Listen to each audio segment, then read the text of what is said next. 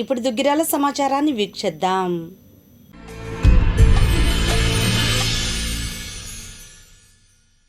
ప్రముఖ గాయని ఎస్ జానకి మృతి చెందడంతో ఆదివారం సాయంత్రం దుగ్గిరాల జెండా చెట్టు వద్ద నివాళులర్పించారు. వైఎస్ఆర్సీపీ మైనార్టీ సెల్ జిల్లా ప్రధాన కార్యదర్శి షేక్ సుభానీ ఆధ్వర్యంలో జరిగిన కార్యక్రమంలో జానకి చిత్రపటానికి పూలమాల వేసి నివాళులు తెలిపారు. ఈ కార్యక్రమంలో షేక్ రషీద్, షేక్ కౌనేన్, షేక్ ఖలీల్, పఠాన్ మస్తాన్వలి, కాకా వెంకటేశ్వరరావు, నరసింహారావు తదితరులు పాల్గొన్నారు. ఈ సందర్భంగా సుభానీ మాట్లాడారు.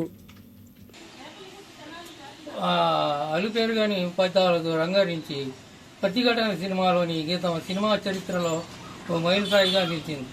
తెలుగు సినీ వినలాకాశంగా ధృవతారలాగా వెలుగొందుతున్న ఎంతోమంది ప్రముఖులకు బాగా నచ్చిన గీతం కూడా ఇదే కావడం దీని విశిష్టతను తెలియజేస్తుంది.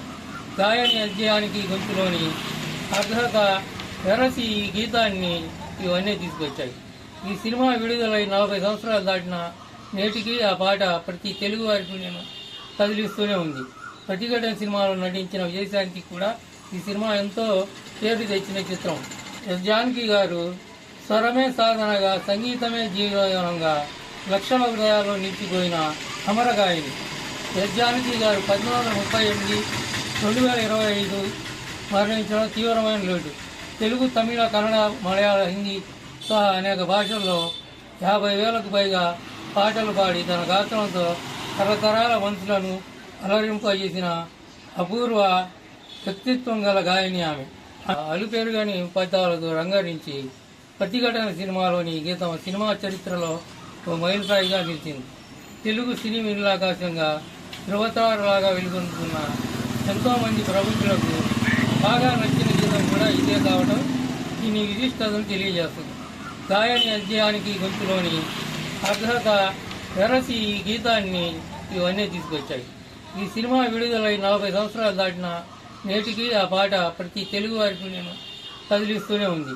ప్రతిఘటన సినిమాలో నటించిన విజయశాంతి కూడా ఈ సినిమా ఎంతో పేరు తెచ్చిన చిత్రం.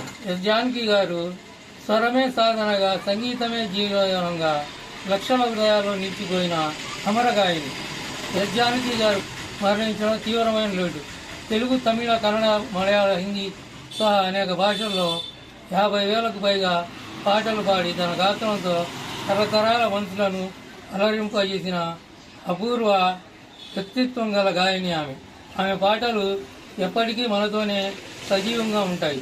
ఆమె ఆత్మకు శాంతి చేకూరాలని మేమంతా ఈరోజు ఆమెకి చిత్రపటానికి పూలమాలలు వేసి ఘనంగా నివాళులు అర్పించడం